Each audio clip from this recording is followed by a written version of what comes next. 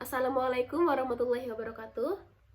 Baik, sebelumnya terima kasih atas kesempatannya. Pada hari ini saya akan mencoba untuk mempresentasikan apa yang saya pahami terkait penelitian yang berjudul Genealogi Feminis, Dinamika Pemikiran Feminis dalam novel pengarang perempuan Indonesia tahun 1933 sampai dengan tahun 2005. Nah, sebelum itu mungkin perlu saya sampaikan terlebih dahulu tentang siapa sih sebenarnya yang menulis buku Genealogi Feminis ini. Nah, beliau bernama Ahyar Anwar. Beliau kelahiran Makassar tanggal 14 Februari 1970. Beliau merupakan dosen di Universitas Negeri Makassar, lebih tepatnya lagi di Fakultas Bahasa dan Budaya, Program Studi Ilmu Pendidikan Bahasa.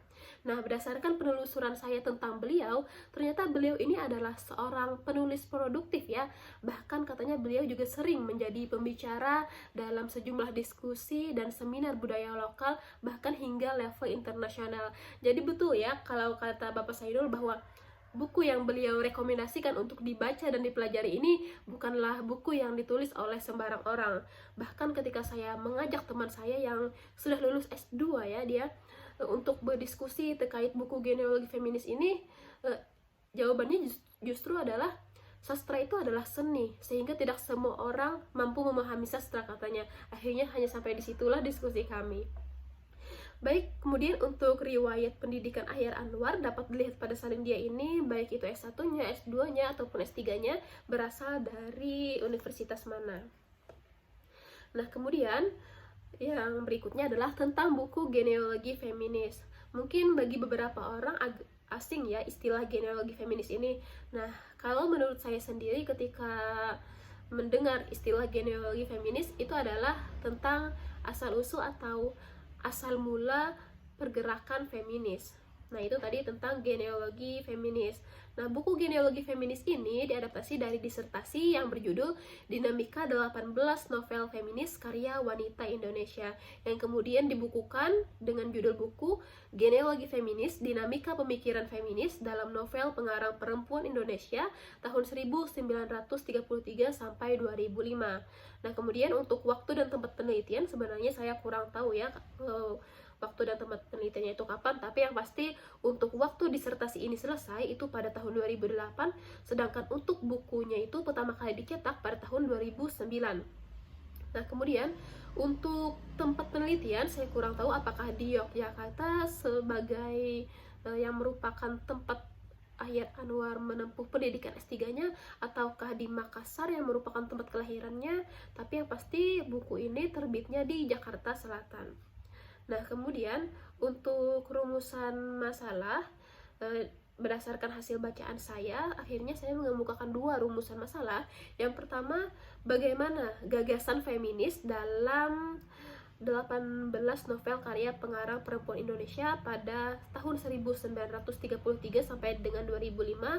Kemudian yang kedua, bagaimana dinamika perkembangan pemikiran feminisme di Indonesia berdasarkan 18 novel karya pengarang perempuan Indonesia pada 1933 sampai dengan 2005. Nah, mengapa saya mengemukakan dua ini sebagai rumusan masalah? Karena pada buku ini terdapat 6 bab ya, ada 6 bab.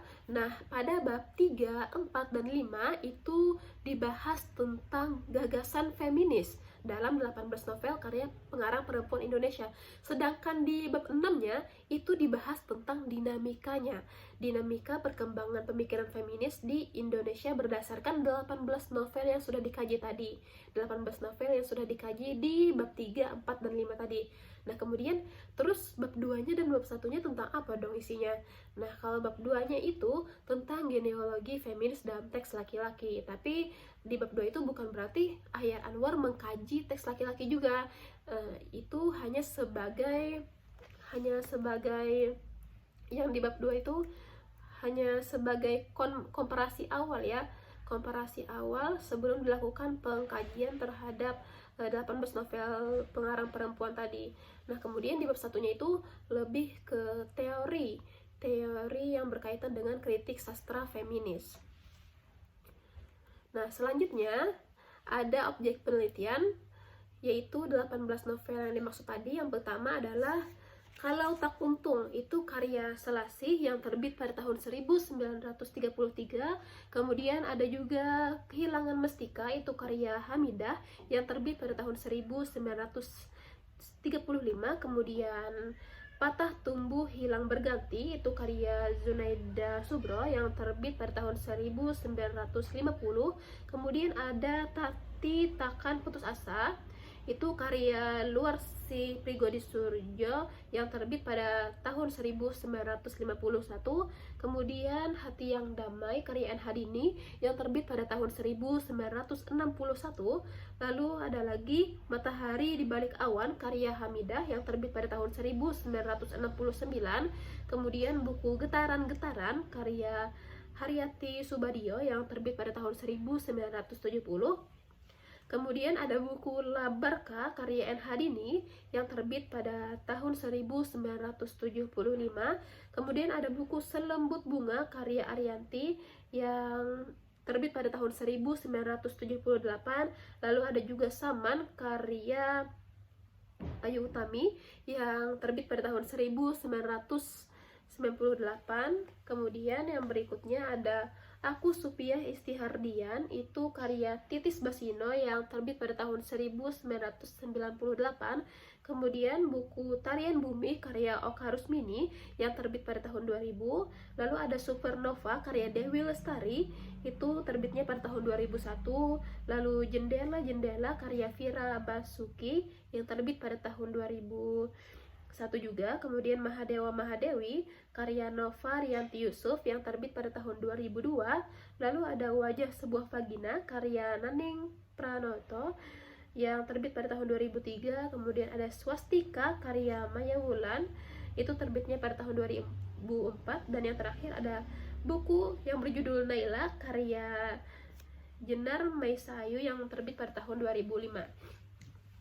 Nah, kalau diingat-ingat ya, kalau diperhatikan dengan baik-baik, kalau disimak dengan baik, tadi saya menyebutkannya secara berurutan ya. Jadi dari novel pertama sampai novel terakhir itu saya urutkan dari novel yang terbit di tahun 1933 dulu sampai ke novel yang terbit pada tahun 2005. Nah, di buku ini juga disebutkan secara berurutan. Nah, mengapa demikian? Karena kata kuncinya adalah dinamika. Jadi karena buku ini ingin mencari tahu dinamikanya, dinamika pemikiran feminis dalam novel pengarang Indonesia tahun 1933 sampai tahun 2005. Nah, nantinya hasil analisisnya ini akan dibagi menjadi beberapa fase atau beberapa periode. Misalnya di periode prakemerdekaan itu novel mana aja sih yang mau dijadikan objek dalam penelitian ini. Kemudian di periode berikutnya novel mana lagi yang ingin dijadikan sebagai objek dalam penelitian ini. Nah, supaya apa? Supaya nantinya dapat disimpulkan bagaimana dinamikanya. Sehingga tidak logis ya kalau seandainya dalam penelitian ini hasil analisisnya atau kajiannya itu dijelaskan tidak secara kronologis. Nah, kemudian untuk alasan pemilihan objek, jadi begitu saya tahu objek dari penelitian ini, ada beberapa hal yang membuat saya bertanya-tanya ya, yang barangkali jawaban dari pertanyaan ini dapat dijadikan sebagai alasan kuat terkait pemilihan objek dalam penelitian ini. Nah, yang pertama, mengapa novel karya pengarang perempuan? Kenapa tidak menggunakan novel karya pengarang laki-laki saja gitu? Kemudian, mengapa novel pada rentang tahun 1933 sampai 2005? Kenapa tidak novel tahun 1920 kah? Atau kenapa tidak sampai pada tahun 2007 begitu? Nah, selanjutnya mengapa 18 novel? Kenapa tidak 10? Atau kenapa tidak 20 begitu? Atau kenapa tidak kurang atau lebih dari 18 novel? Nah, di sini saya akan menjawabnya satu persatu. Yang pertama, mengapa novel karya pengarang perempuan? Padahal ya, berdasarkan buku yang pernah saya baca, kritik sastra feminis itu pada dasarnya dapat diaplikasikan pada berbagai karya sastra, asalkan di dalam karya sastra tersebut menampakkan tokoh perempuan. Itu terlepas dari apakah pengarangnya itu laki-laki ataupun perempuan. Nah, kalau di dalam buku ini ya, kenapa harus pengarang perempuan?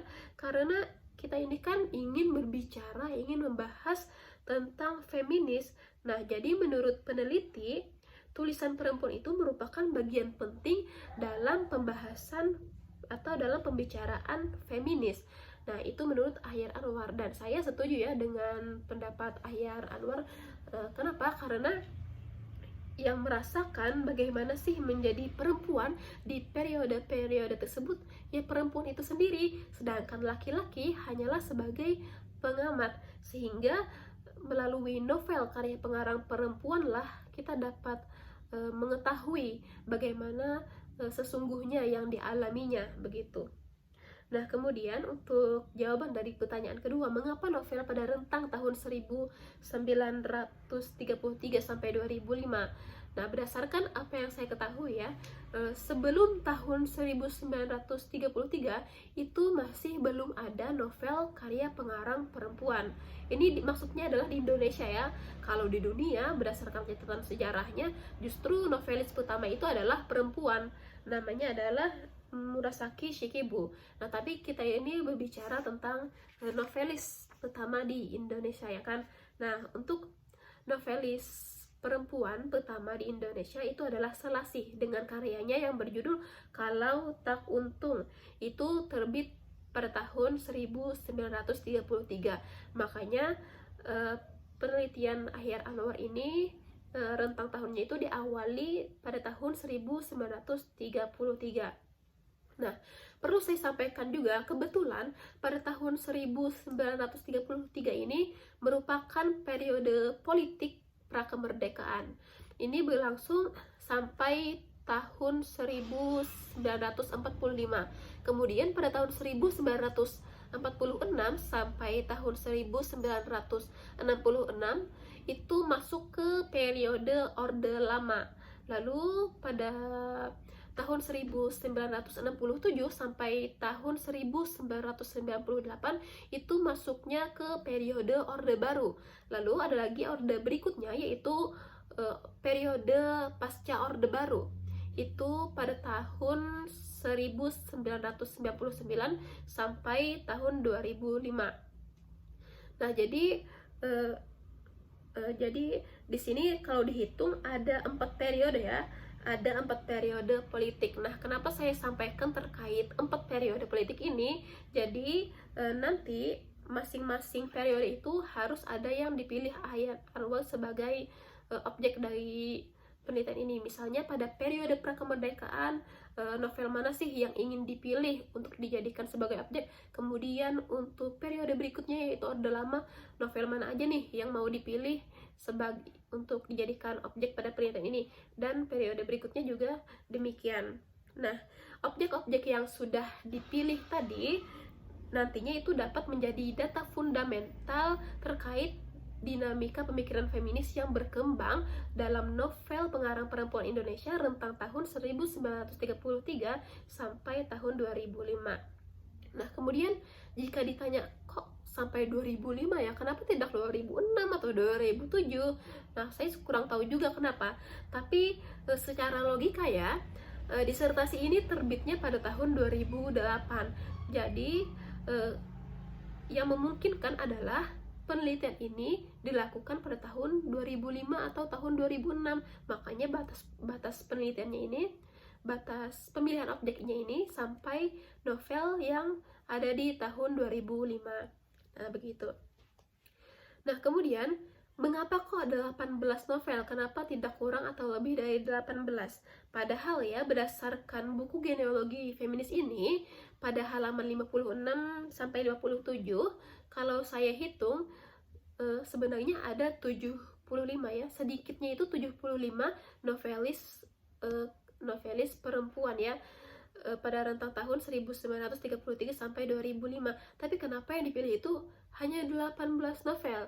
Nah, itu karena ke-18 novel inilah yang bisa digunakan untuk menemukan mata rantai genealogis untuk munculnya kriteria feminis dalam teks novel karya pengarang perempuan di Indonesia. Nah, selanjutnya terkait teori yang digunakan dalam penelitian ini.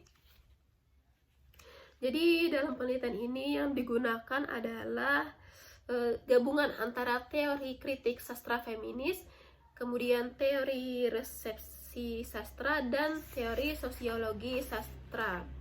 Nah, kenapa menggunakan 3 teori ini? Karena permasalahan feminis dalam karya sastra itu berupa novel mencakup beberapa aspek dasar yang saling bersentuhan, yaitu teks novel, perempuan, pengarang perempuan, dan konteks situasi. Kalau kita sekat terlebih dahulu ya, teks novel itu masuknya ke teori resepsi sastra. Kemudian kalau perempuan, pengarang perempuan itu masuknya ke teori kritik sastra feminis. Lalu untuk konteks situasi itu masuknya ke teori sosiologi sastra. Makanya kalau menurut saya ya, kalau seseorang sudah melakukan penelitian menggunakan teori kritik sastra feminis, seharusnya di dalamnya itu pasti sudah terdapat penggunaan atau pengaplikasian dari teori resepsi sastra dan teori sosiologi sastra pula. Mengapa demikian? Karena benar kata Ahyar Anwar tadi, yang namanya permasalahan feminis dalam karya sastra itu antara teks novel, perempuan, pengarang perempuan, dan konteks situasi itu merupakan aspek yang saling bersentuhan. Nah, begitu. Nah, selanjutnya di sini saya juga akan menjelaskan sedikit tentang 3 teori ini ya.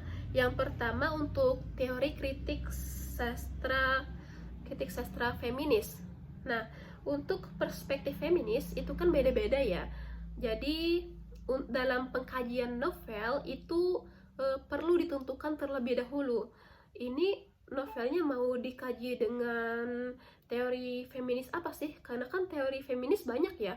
Ada teori feminis liberal, ada feminis radikal, ada marxis sosialis, ada ekofeminisme, dan masih banyak lagi.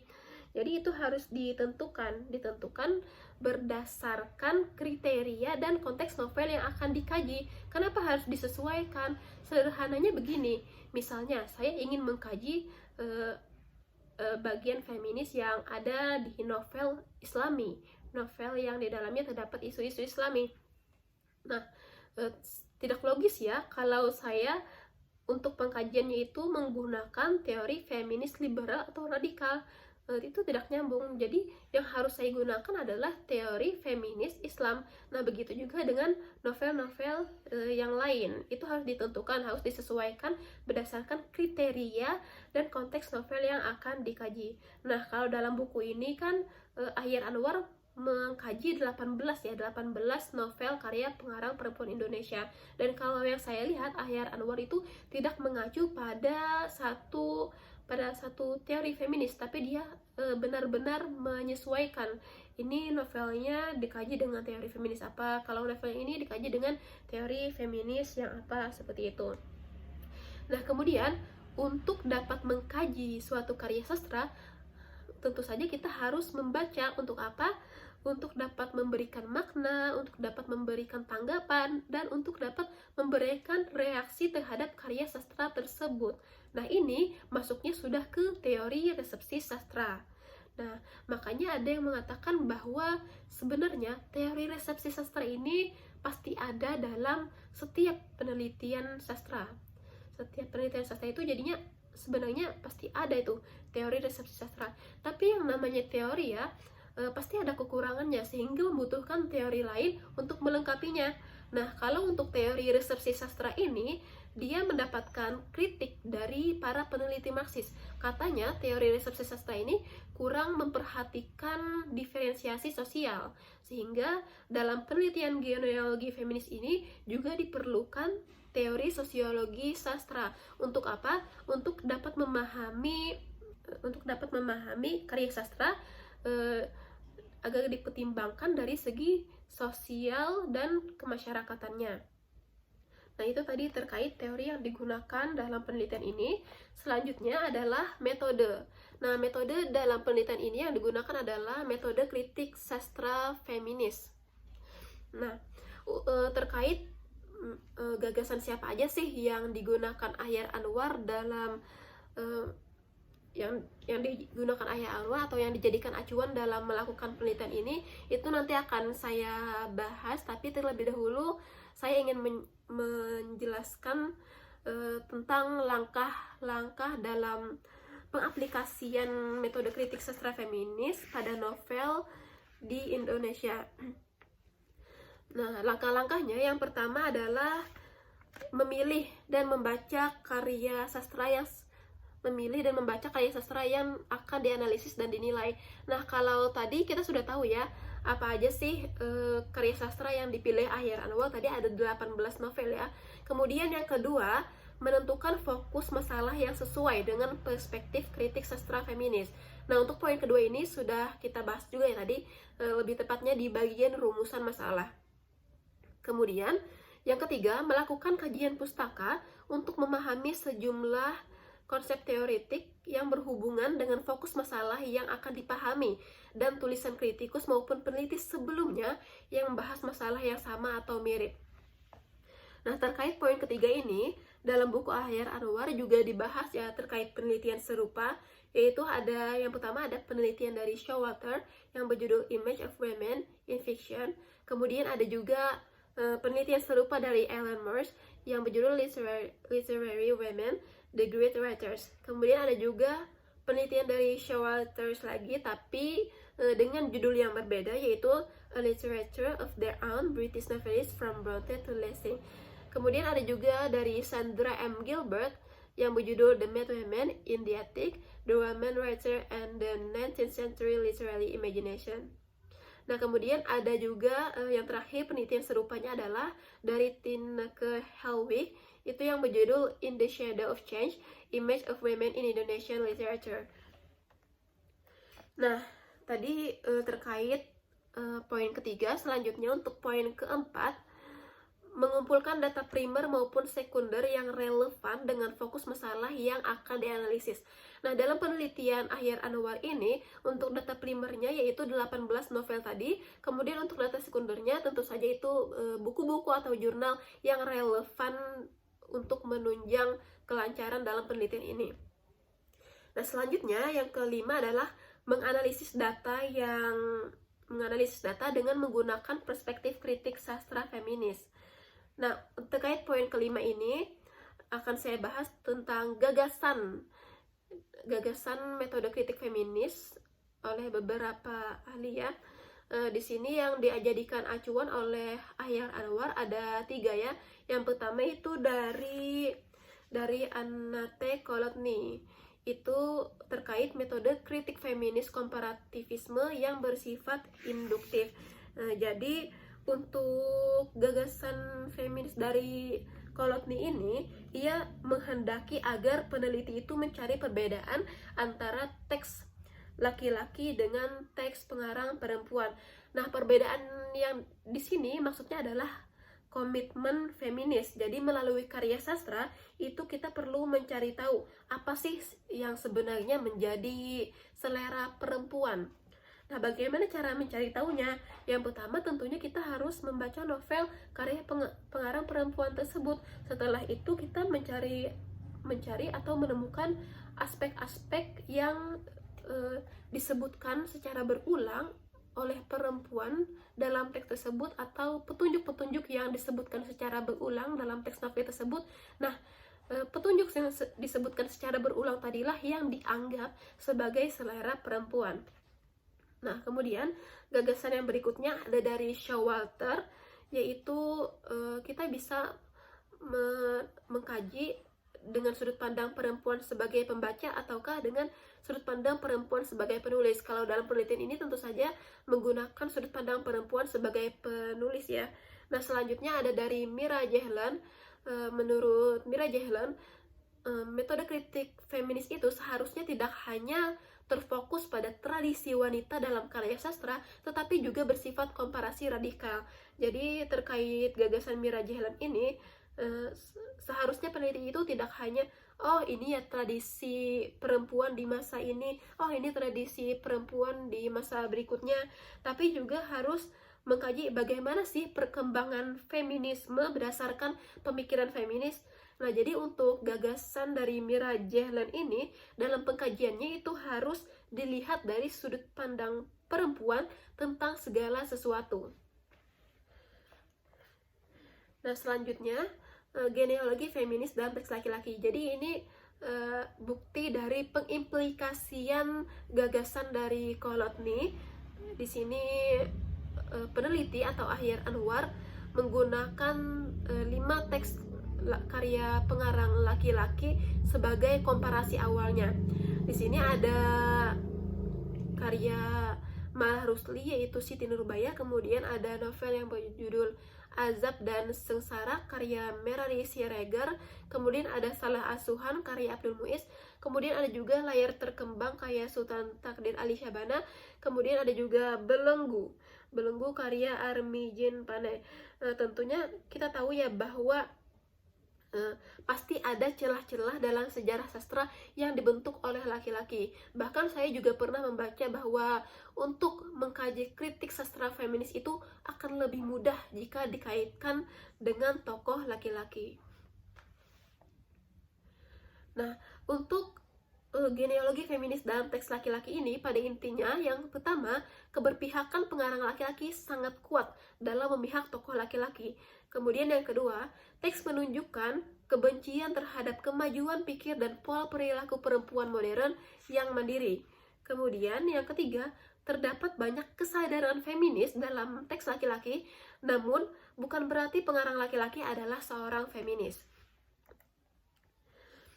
Nah, ini setelah tadi melakukan komparasi awal ya, selanjutnya Ahyar Anwar itu berfokus untuk mengkaji 18 novel karya pengarang perempuan. Nah, ini adalah contoh atau penggalan novel, salah satu penggalan novel yang dianalisis atau yang dikaji oleh Ahyar Anwar.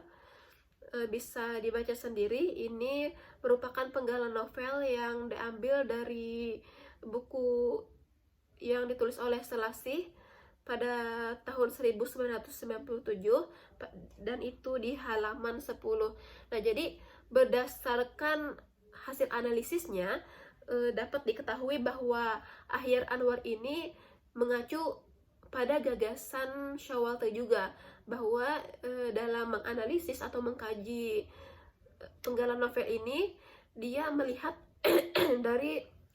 dari sudut pandang perempuan sebagai penulis. Hal ini terbukti dari keberpihakan Ahyar Anwar pada tokoh perempuan, bahwasanya perempuan itu sebenarnya sangat potensial untuk berkembang, bahkan katanya dapat melebihi kemampuan laki-laki dalam belajar.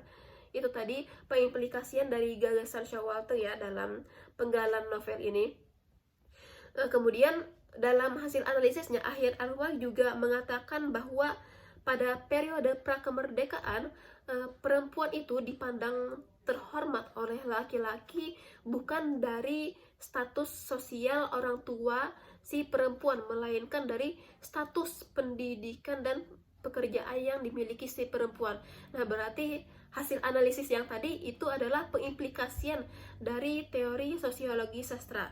Nah, kemudian untuk pengimplikasian dari kritik sastra feminisnya itu adalah bahwa kesadaran tokoh perempuan akan pentingnya pendidikan itu menunjukkan bahwa perempuan itu dapat berperan lebih luas dari sekadar menjadi istri atau ibu rumah tangga.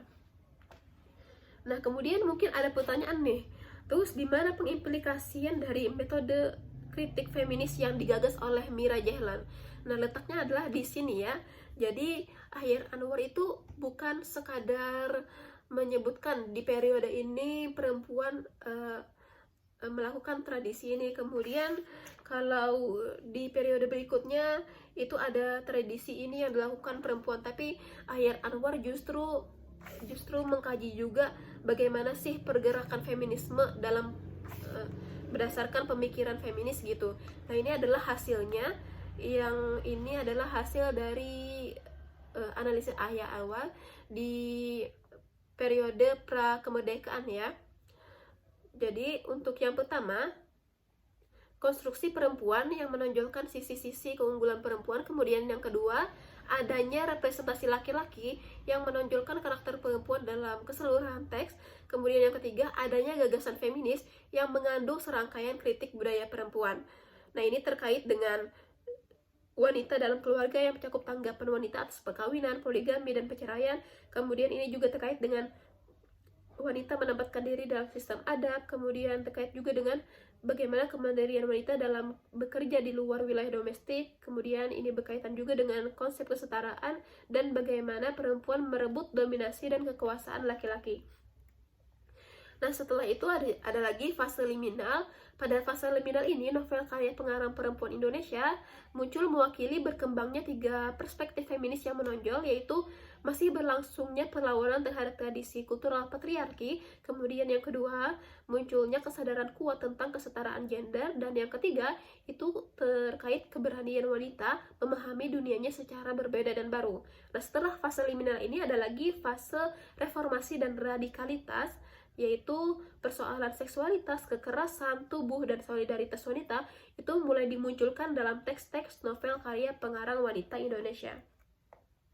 Sehingga dapat disimpulkan bahwa secara keseluruhan dalam dinamika feminis pada novel karya pengarang perempuan Indonesia dalam rentang tahun 1933 sampai 2005 ini menunjukkan bahwa tokoh wanita itu saling berdialog, saling terkonstruk secara imajinatif, dan saling terkait secara genealogis satu sama lain dalam sebuah mata rantai dan dialog feminis. Sementara pengarang perempuan Indonesia itu lebih cenderung melakukan dinamika pemikiran feminis pada isu dan pengembangan karakter feminis melalui tokoh perempuan, sehingga secara keseluruhan dinamika feminis dalam teks novel karya pengarang perempuan Indonesia sangat terkait pada konstruksi isu dan karakter tokoh perempuan bergerak dinamik serta genealogis. Nah, selanjutnya tadi sudah kita bahas ya tentang poin kelima. Selanjutnya untuk poin keenam, menginterpretasi dan memberikan penilaian terhadap hasil penelitian sesuai dan dengan ragam kritik sastra feminis yang dipilih. Nah, untuk poin keenam ini sepertinya sudah kita bahas juga ya sebelumnya. Lalu untuk poin ketujuh, ini tentunya sudah dapat kita pahami bersama bahwa untuk menuliskan laporan kritik sastra untuk menuliskan laporan kritik sastra itu harus menggunakan bahasa yang sesuai dengan media yang akan dipilih untuk mempublikasikan. Baik, mungkin itu saja yang dapat saya sampaikan terkait buku Genealogi Feminis. Mohon maaf apabila ada kekurangan atau kekeliruan dari apa yang saya sampaikan. Demikian dari saya. Wassalamualaikum warahmatullahi wabarakatuh.